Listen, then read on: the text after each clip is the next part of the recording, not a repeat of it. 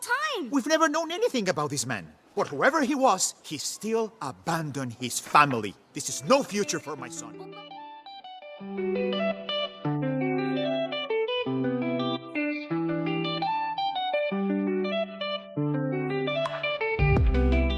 And you're locked into another episode of the Leo podcast. My name is Josh, and we're glad to be back with you once again this week, making that intersection between faith and animation, and delivering those redemptive analogies you've come to know and love. Before we get too far into it, if you haven't already, go ahead and smash that like button. Subscribe if you already subscribed, and believe me, you know you want to. You don't want to miss this content. And also, ring the bell for notifications so that you are notified every time we upload a new video. And everyone, it is Thanksgiving next week, and a lot of us are kind of like want to just zoom right past and go straight to Christmas, because they're like 90% of the population. You've already had your Christmas tree up, you've already had your kids to go see Santa, and you've been listening to Mariah Carey's All I Want for Christmas Is You every day, all day on your way to work. I don't know that 90% of people in America are doing that. That seems really high. 70. We'll say 70%. 70? I don't know. Maybe it's just me. I think it's quite low. It's a lot lower. Well, maybe it's just in the circle that... our circle. Yeah. Yeah. Yeah, our circle's like 90. But I've been feeling it for a couple weeks. About the whole holiday bug and getting into the spirit of the season. Rebecca, you've only been in that mood kind of recently, right? Yeah, it's only recently. It was when we watched Hot Frosty on Netflix that I really was like, okay, I'm feeling it. It's time for Christmas carols, and I brought out some Christmas jazz here and there because to me, honestly, Christmas is like jazz season. I don't know why, but it just is. It's like big band jazz. That's Christmassy to me. Yeah, I mean, I'm all for like the Frank Sinatra Christmas, and you'll sell big band and jazz, and that to me is Christmas. You're absolutely correct. And of course, it wouldn't be Christmas without some punk rock and pop punk songs to throw in the mix, like Mariah Carey's Christmas album. Oh, that's the best alternative music honestly, Christmas album. Yeah, it's great. Is the Reliant K one. It's so good. But tell us, what are your traditions? When do you start decorating for Christmas, or do you decorate at all for Christmas? We would love to know in the comments. Let us know. Certainly. With us, we have like a weekend sprint or like a week sprint to when we decorate. For instance, the inside and the outside. Try to just make everything all, festive. Yeah, in the past couple of years, we've done more like natural decorations, which I really enjoyed. Yeah, it's been super fun. We'll strain like popcorn, and we'll do cranberries, and we'll strain that while we watch a Christmas movie.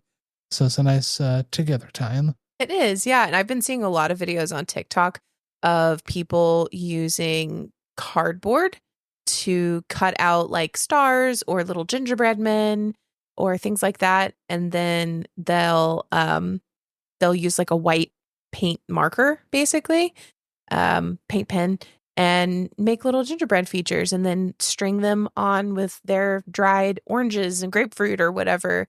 And it's so cute. And you don't need to spend a whole lot of money on decorations. You do not. That's what we've realized. Yeah, it's been so nice to be able to do that. Yeah, we have like our nerdy Christmas tree that we will do like paid decorations for. But, you don't have to spend all the bells and bulbs and do all that stuff. We did for a while. We did. Yeah, perhaps we'll talk more about this in our actual Christmas episodes. Yeah, because right now it's Thanksgiving. Yeah, it is. Yep. And with next week being Thanksgiving, this is going to be our Thanksgiving episode. And we were trying to figure out, okay, what do we want to do this year? Because we've done Thanksgiving specials in the past with like Charlie Brown, Hey Arnold. But this year we are going to go with a not so in your face Thanksgiving type of movie or TV show. But it does have themes of gratitude, family, and thankfulness. So, Rebecca, what movie will we be talking about today? we will be talking about the movie CoCo, which is a fantastic movie about, like Josh was saying, family traditions. And it's really centered around the Mexican holiday, Dia de los Muertos. And that typically is, if I remember right, it's like November 2nd is when the Day of the Dead is. And that's where you see a lot of the sugar skull things that are around. So it feels more like Halloween around that time, but I think it fits really well with Thanksgiving from an American perspective. And not only that, but Coco is such a rich, like Spanish and Mexican cultural film, and it's so vibrant, like one of the most vibrant Disney movies I think I've ever Colors, seen. you mean? Yes, yeah. Yeah. So Rebecca, go ahead and give us a quick synopsis for those who may have not seen Coco, and what is it about?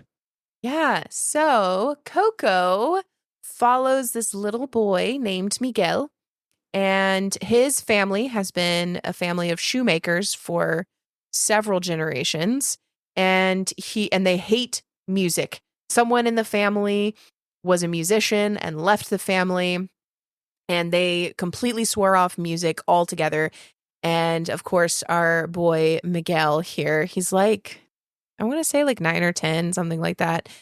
He loves music, and he loves this famous musician, Ernesto de la Cruz. Ernesto de la Cruz. Yes, famous guitarist and singer. And so he basically taught himself how to play the guitar. And so he dreams of playing music, but his family won't like it because they hate music. And so he ends up going on this journey to really defy his family. He runs away, and he ends up somehow ending up in the land of the dead. And he has to find a way back home. And that's his journey. And it's a beautiful story. It truly is. And we've all been in that situation before where, we've had enough of our family, whether it's because of circumstances or one of our family members has kind of, made us, really ticked us off or whatever. But I feel as we get older, we do start to appreciate family more. Have you come to find that, Rebecca? I mean, you appreciate family, I think, in a different way than when you were a kid. And when you're a kid, you see the world kind of in black and white. And the older you get, the more gray it becomes. I think there's a more of appreciation for what your parents went through as when you were a kid, and the decisions they had to make, and the stories that they told you and why they told you these stories. And, some of these things you're like, well, this is just a tradition. I know for our family, relating it to CoCo here, the Miguel's family talks about for Dia de los Muertos, the putting the pictures of their deceased family members on the ofrenda. And this is like this altar where they put the pictures and remember those who went before them and passed away. And the belief is on the Day of the Dead that the family members will cross over from the dead, and they will visit with them and just be able to have that special time with them, essentially. I'm not super clear on exactly what the belief is there. So this is where you guys in the comments will be really helpful. I know what it is in the movie of what actually happens, of course. But talking about family traditions, it reminds me of Thanksgiving, or really Christmas, where we would put the Christmas tree up. And on Christmas Eve, we would always have, we would read 2 stories because, here in America, Santa Claus is huge. And so my parents, we celebrated Santa Claus, and Santa Claus came to visit us and everything. But at the same time, my parents were really intentional about going to church on Christmas Eve to sort of remember the reason for the season, which is a very cliche statement, but it's true. And we would read 'Twas the Night Before Christmas on Christmas Eve. And we would also read the Bible, the story of Jesus's birth. My parents really wanted to make sure that I understood and my sisters understood why it is that we were celebrating. So a lot like Miguel's family, they were trying to tell him why they celebrated Dia de los Muertos and why they honor their family and those who went before them. And do you find, and I don't know if this is true, do you find it's the older generations, like not just in the Mexican culture where this is kind of centralized, in the movie at least, do you think it's that the older generation that really covet and hold these traditions dear, and maybe it doesn't like mean as much traveling through younger generations? I mean, as far as like general family traditions, I think every generation has something different that they find really important. And sometimes that lines up and sometimes it doesn't. I love one of the things that Miguel says in the movie, though.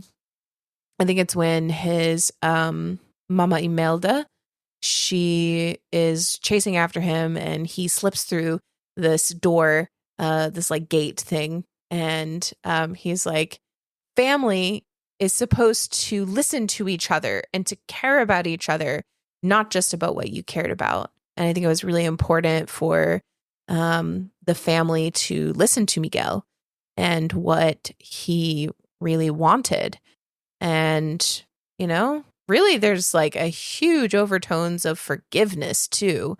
So it's like, take the time to understand. Just because traditions, I mean, what's the point of traditions? Do they have a point, or are they just because? Is it, you know, your family goes to see a movie on Christmas Eve or Thanksgiving, just because that's a thing to do on Thanksgiving? Or is it like, no, we want to really intentionally sit around and talk about what we're thankful for and spend time with each other? Well, that's really meaningful. And maybe that's what going to the movies means. But I think it just depends. I think there's a lot of people nowadays, though, young people in particular, who are looking for traditions, because I think it's been, I don't know, kind of lacking in tradition, I guess. That's what people have felt like. And the reason I say that, too, is because if I remember right, I read an article recently that said Catholicism is like growing in popularity with the younger generations, Gen Z and I think millennials as well. But it's because they're craving structure. They crave structure in their lives, and they didn't necessarily get that at home, and that's why that's really attractive. So I think tradition offers structure and meaning to life. And yeah, I think different generations will view different like traditions differently. I think younger generations need to listen to the older generations to respect those traditions and find out exactly why they're important.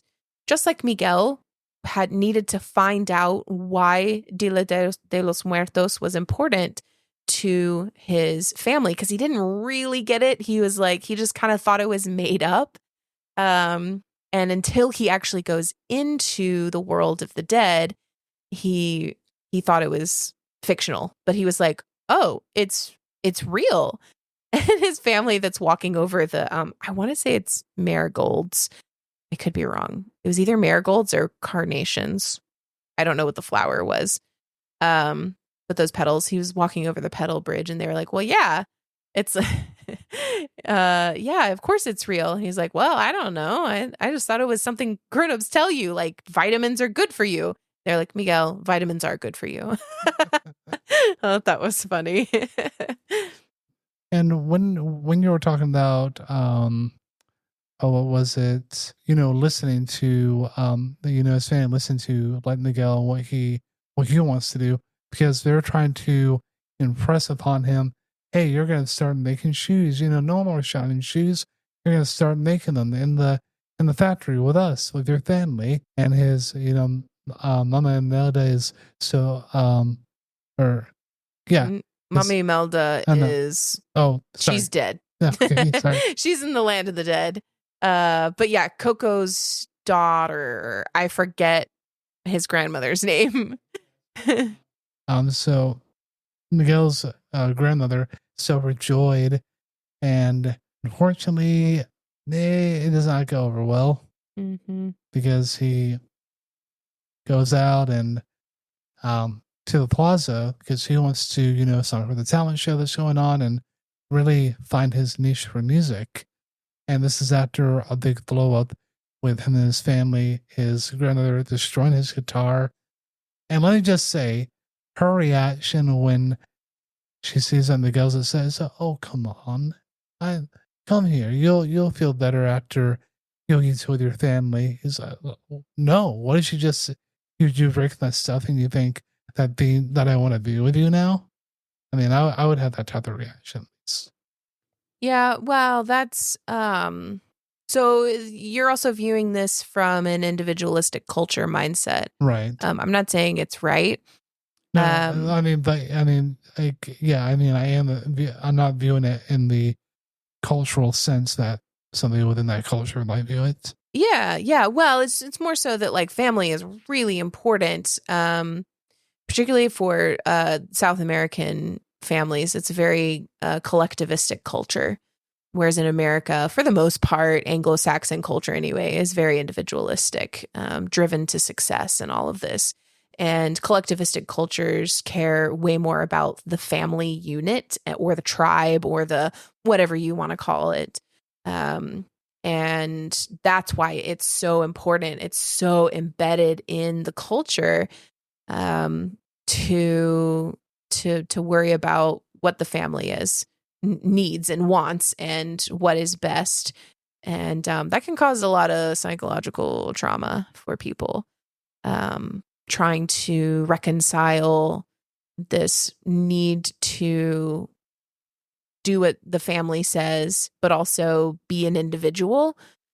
So that can cause some problems, at least from what I've learned from like my multicultural studies.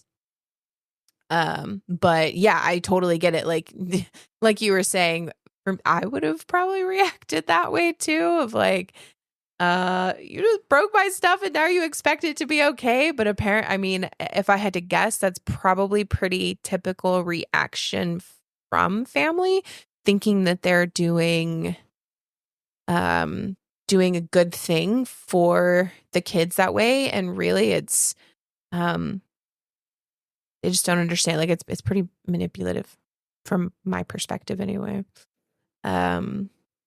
So yeah.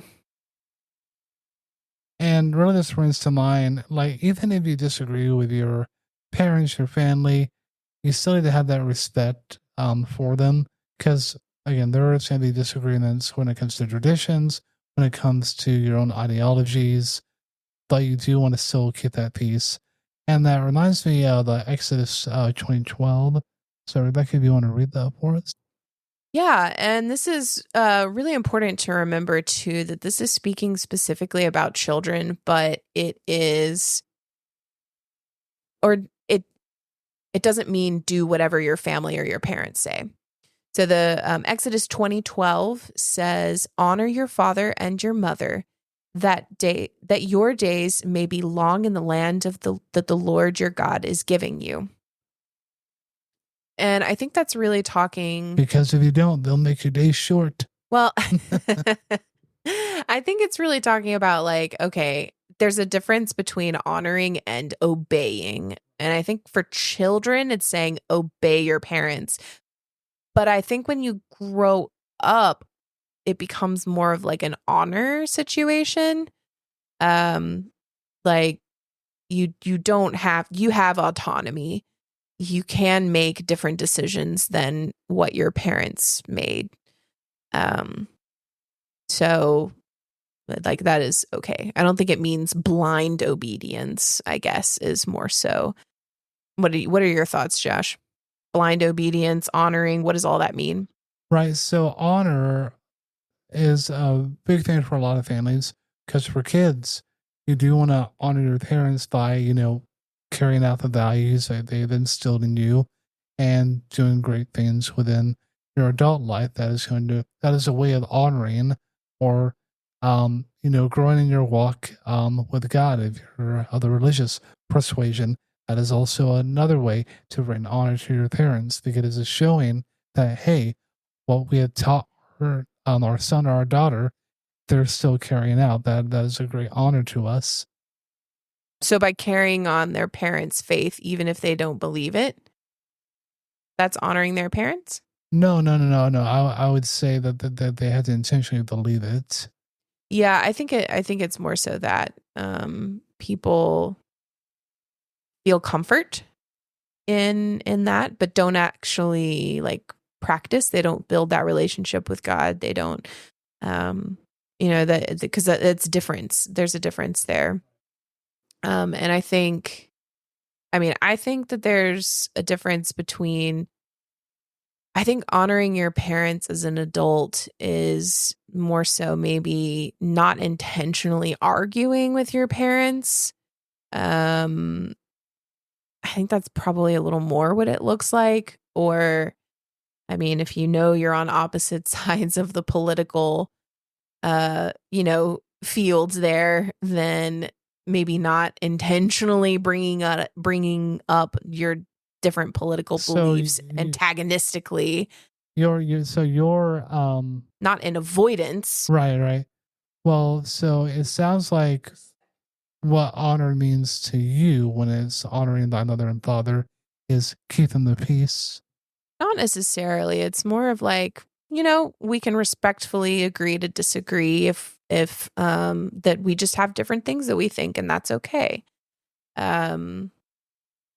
Yeah, but I think it's trying to understand, just like Miguel with his family, and his family should be as it should, but like the family is a lot healthier when you listen to each other and there's not fear involved, because in the movie of CoCo, there is definitely fear involved of, when Miguel says that he wants to do music, he's a musician, they all go, and they like look to the grandmother in this situation, and they're like, oh gosh, what happened there? It's like, you can even see in the land of the dead, who was it? Papa Julio? The little short guy. He's really funny. I like him with with the like cowboy hat on. It's pretty clear that like, well, okay, I'm thinking specifically of the blessing. The first time Mama Imelda gives the blessing to Miguel, and she says, Miguel, I give you my blessing, blah, blah, blah, to go home and never play music again. And he ends up coming back, of course. And then he was like, well, I don't want to accept that blessing. That is not okay with me. I don't want that. And so he goes to his other family members like, how about you? Will you give me a blessing? Will you? And they're all like, because they're all scared of Mama Imelda. And so there's definitely a fear factor there. And I personally think that that's not super healthy in a relationship. I think you can have that tight-knit, close family group and still have the like collectivistic culture without fear. And I think that's going to give you a much healthier family dynamic. Just like ultimately happened in the end of CoCo, where they came together as a family. And I just got to say too, I love that this movie is called CoCo because it's all about her. It's all about CoCo, and CoCo is the great grandmother, yeah, great grandmother of Miguel. No, just great grandmother, because she's the great. Yeah. So yeah, it's all about CoCo. She's getting older. She's quite old actually. She's in a wheelchair, and she is beginning to forget her dad and her mom too. So she's kind of losing the memory there. of that. And so a lot of it is, as we find out, getting her to remember her dad. And that's really important for her. Yeah, that's the main plot line for this movie, Mm-hmm. at least for Hector, who is Miguel's great-grandfather. As we find out. Spoilers if you haven't seen it. Yeah. Before we get on to that, let's let's get to that. The other person we'll get to later. So when Miguel goes to the land of the dead, he meets up with Hector, who promises him, "Hey, I can get you to your great-grandfather," who Miguel thinks is Ernesto de la Cruz, because of a kind of comparing a photo from the guitar that the person in the faceless photo is carrying matches the one that Ernesto de la Cruz uses in a lot of his videos and performances that Miguel has seen. And Hector, in return, wants his picture put up on his ofrenda so that he can go see his family, his daughter, who is CoCo. And there are a whole bunch of shenanigans that ensue from Miguel performing with Hector in a competition to go to Ernesto de la Cruz's sunrise extraordinaire or whatever. Extravaganza or whatever. But they want to go to the party first that Ernesto de la Cruz is throwing for very important people, VIPs and, close-knit friends. Yeah, very close. Okay, so this is a little off topic, but it's funny. So when you said, "And who is Hector?" I thought of the comedian who's like, "He's a goofy guy." Oh gosh, Morgan J. Yes. He's a goofy guy. I'm a goofy guy. And Hector is a goofy guy. he is a goofy guy. So it's the scene where they go down to this harbor, or what I would classify as a bayou village. It's on the water, and it's the poor area. The poor area. Okay, I was trying to be a little bit nice. It's po. Not even poor. Yeah. So the poor area of town where Hector knows a lot of the people in that area, but he also knows this elderly gentleman who has a guitar that he needs to borrow to get to Miguel so they can earn the competition to go to Ernesto de la Cruz's party. The person is lying in the hammock that Hector knows because he's being forgotten, really, really forgotten. And according to the movie, when you're forgotten, siblings don't remember you, children, whoever, that you just disappear. It's like a second death, if you will. Well, and it's more of if people don't tell stories about you, if they don't know who you are in the real world, then Right. In the afterlife, you disappear. And yeah, like you said, it's sort of the second death.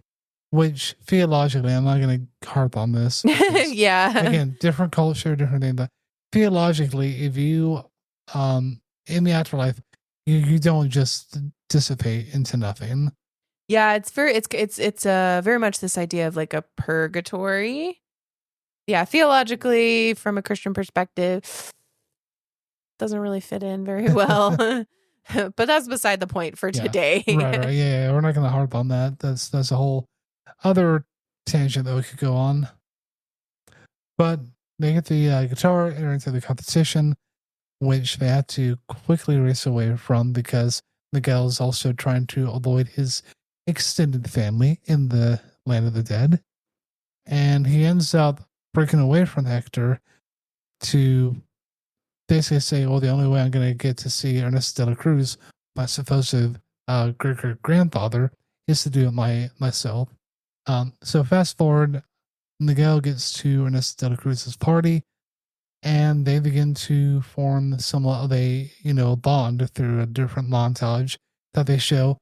And at the beginning, we think Ernesto de la Cruz is this very noble and very famous and very good person. unfortunately, Hector comes along and reveals the hidden truth. Which, when you first saw this movie, Rebecca, did you have any inkling? Because you're really good about seeing between the lines. I don't remember. I don't remember what my thoughts were at the time. I really don't. I don't remember if I was like, I knew it. It's very possible, but I don't remember if that's what happened. Well, it turns out, so one of the biggest songs in the movie is Remember Me, because this is Remember me. Oh, I have to say goodbye. Remember me. And this is a very popular song that Miguel, loves from Ernesto de la Cruz. Come to find out, though, he's not the original author of that song. I know, big shocker. So, through a retelling, Hector recants his experiences with Ernesto de la Cruz, and that one day he was ready to pack it all up and lead the life of, and see his family. And Ernesto says, "Well, I can't do this without your songs, Hector. Like I have the guitar, but I can't do this without your words." And he murders him. Murders him through poison. Murder. Yeah. I'm sorry, I just blew into the mic there. I'm sure the sound was crackly. Well, maybe a big plosive, but okay, it's all good. Should I go off to the side? No. Murder. You're good. But there's also a quote from Ernesto de la Cruz that Miguel lives by through most of the movie, and that is, "Seize your moment." But at what cost?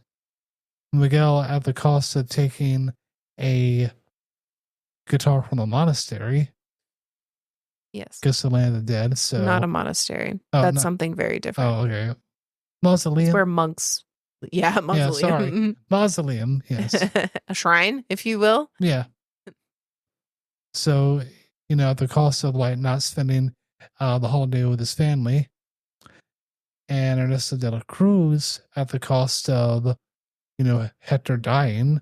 But Ernesto de la Cruz, dies during the performance, so it kind of gets his comeuppance in life and also in the afterlife as well.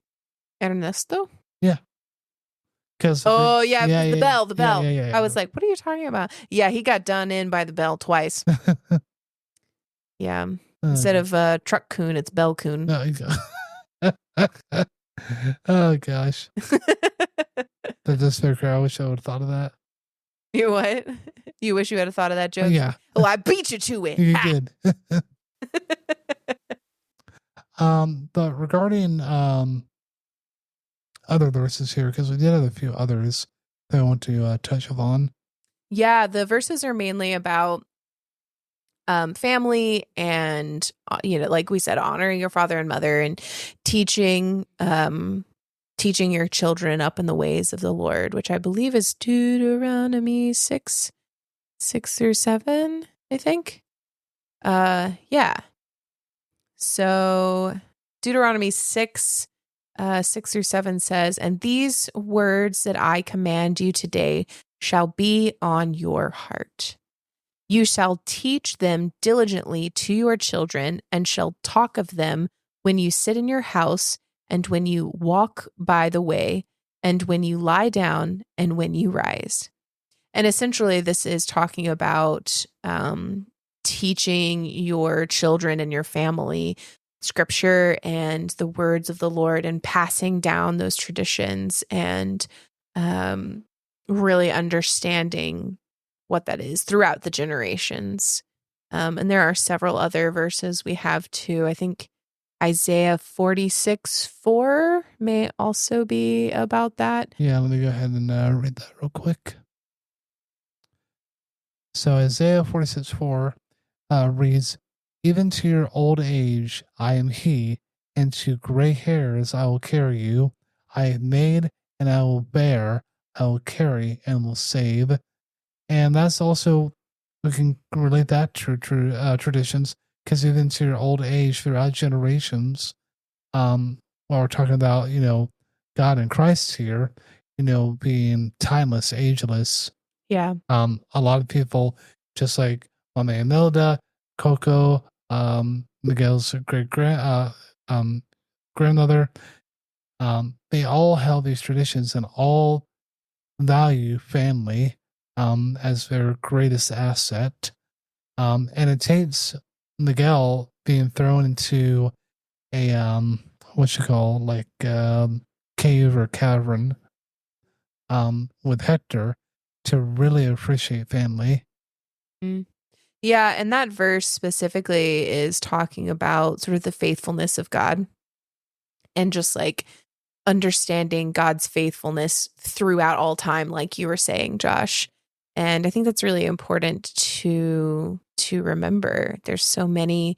I mean, there are people who are the first Christians in their family, and they're the ones who like set the family on a path of righteousness just because of their choice. For me, it was my great grandmother who really started that for our family. And then my grandmother passed it on, and my mom passed it to me. And we just really grew up with the faith. And it's truly a family tradition, if you will. I will point out, very important, just because your family passes down a belief or faith, you really have to believe in have that relationship for yourself, because nobody gets in heaven just on association. No, that's a really good distinction. Yeah, for us, it was we grew up with that, and then we believed it throughout the generations, and that carried on the faith, the spark of fire, if you will, in the family. And it was literally just because one person started it. And, that could be you and your family, and that's a difficult road if you're the only one. But you could be starting something beautiful for your family and offering the gospel to your family. Yeah, because I mean, gosh, it's hard to be the only believer in your family, because when you live in the secular, like your circle is 90% secular and you're the only 10% that's, that has a belief system that's regarded to be very sacred, like Christianity. It's hard because you think differently, you behave differently, and you kind of become the black sheep, if you will. Well, and I think it's important because you're no longer the lost sheep. I think it's important to remember too to look at Jesus's life. He had a group of 12 friends, and they were, what we would essentially call Christians today. So they were all Christians. So he surrounded himself with like-minded individuals. But then he also had those three, I think, Peter, James, and John, three, that were his like best buds. They were really close. And he spent a lot of his time with the 12 and with those three specifically. But then he also had outreach. So he was with people who did not yet believe, because he came to save the lost. But he always kept those like core group of people around. So it's important to have people to build you up. As we say time and again, it's all about community. Yes, it is. And it's lonely too, even being a part of the anime community, the Christian anime community specifically. That can be a rough one. We've talked about that here. Or if you're a part of the furry community, or if you're a part of, oh my gosh, you name it, any kind of nerd culture. And that can be really hard, particularly in the Christian world. Yeah, the more niche it is, the more difficult it seems. Yeah, it seems like it's easier to find your people in the secular world. I could be wrong, but I know in the Christian world, a lot of that sort of nerd culture can be looked down upon. Yeah, and this kind of goes along with, what we then talk about, like family, community, and having that gratitude that well, I'm not the only one. There are other people like out there. I may not know them personally, but you maybe talk with them on message board or Discord or whatever, and like I'm thankful for like the Beneath the Tangles, because we're part of their Discord community, part of their ministry community, and just so much gratitude that they've are passing the baton onto other people throughout the U.S. at least to kind of grow that community, because again, they can't do it all themselves. It would be impossible. It takes a group of us Absolutely. to really all get together. Yes. So there's one more verse that I think it's important to talk about, and that is Psalm 78:4.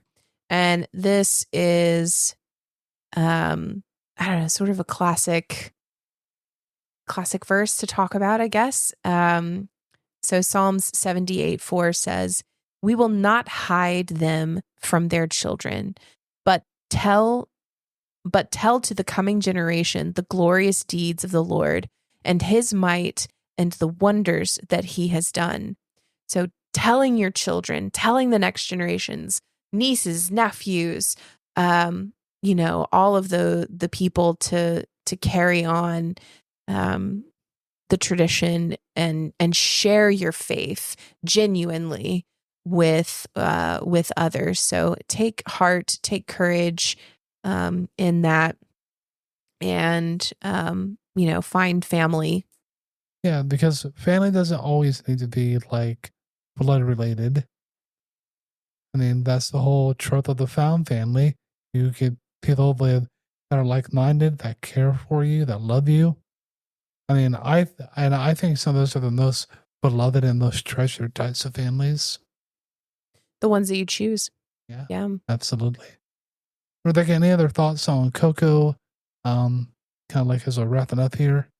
Oh man, there are so many great thoughts. I mean, we can talk specifically about the art style and the music, because we haven't talked about that at all. Yeah, we haven't. So, Rebecca, you had mentioned that we watched the Hollywood Bowl special, or Bowl special on Disney Plus, and that was great because we got to learn a little bit more about the holiday that's celebrated in the movie, and also listen to the beautiful music in the original language from the movie CoCo. Yeah, some of the songs they sang in Spanish. Yeah, the beautiful displays and let's talk about the art style real quick.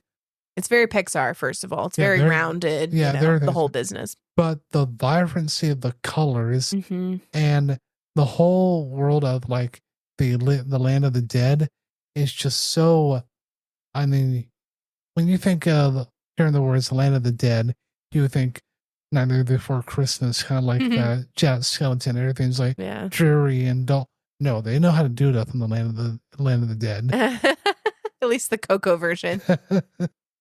But yeah, just such vibrant colors and all the intricacies and the designs. Even the spirit guides. I forget the name, but the spirit guides. Some are like, dragons or dogs, or the cross between, a bird and a cat or a tiger. Yeah, and if I remember right, those are all it's a part of Mexican like history, theology, if you will. I can't. Yeah, let's look it up. Spirit guides. It's like Albritas. Albrita, yeah. No. Albrijes. Yeah, we'll put it up on the screen, and you guys can choose how you want to pronounce it. Well, there is one way. It's the way it sounds in Spanish, Josh. This is not a say it how you want to. The Albrijes, I believe.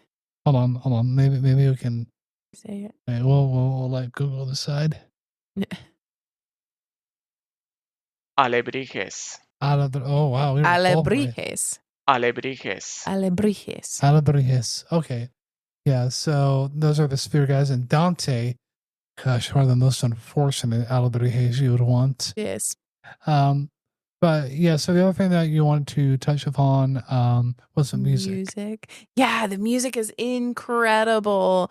All of it is just so fun to sing along with, and you get your what did he say? Oh, I forget what it's called. Where you go, ay, ay, ay, ay. Oh, They're yeah, like, when they're what saying, out your best it's it's not like, it sounds like kind of like, no, it's like guapo or something, but that's not it. Guapo means handsome. Well, thank you. It's muy guapo. Grito. Grito, yes. Ah, feels good. But yeah, the music is wonderful, and it's not all like what people think most Spanish or Mexican music is.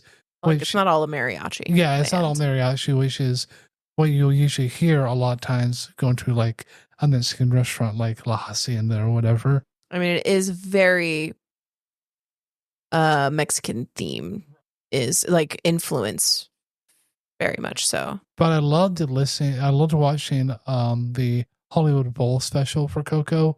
And that one guy that played, like, it was a one-man band and did all those different instruments. Yeah, I thought you were going to say Carlos somebody. He's the guy who sang one of the songs. I think it was Remember Me in Spanish. Oh, yeah.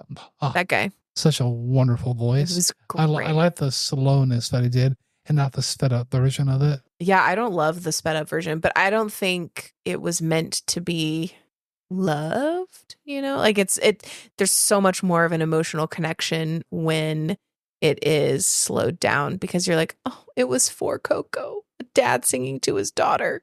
Yeah, I love that final scene where the guy goes to Mama CoCo, is like, you thought I loved you. And music brings people together. We've said this time and time again, on here, just in conversations that Rebecca and I have had. There is no other medium that I know of that brings people together, that you can form relationships between. You could put on like Sweet Caroline, and everybody would join in. That's culture. Yeah, that is culture. not the culture in CoCo, that American. But yeah, and Rebecca, you cried. You cried. I knew you would. CoCo. Yep. Yeah. That final scene. It got me a little bit too. You're in my arms again. Well, that is going to do it for our discussion on CoCo. There are many other themes aside from family, gratitude, and thankfulness, but we really wanted to emphasize those points along with the verses that we chose for this Thanksgiving episode. We want to wish all of you, wherever you are, whoever you're spending it with, a very blessed and happy Thanksgiving, and eat as much turkey as you want. I'll be in all the mashed potatoes that I want, because I'm that type of guy. Rebecca, any food or time that you're looking forward to? I'm looking forward to carrot souffle, which is a healthier and honestly better alternative to the sweet potato casserole. Although those are good, and you can still put marshmallows on your carrot souffle. You can. I'm not your dad. She's not your mom. I'm not telling you what to do. Do whatever you want. If you haven't tried a carrot souffle, though, you should consider giving it a try. Absolutely. And until next time, keep those halos shiny and stay holy, my friends.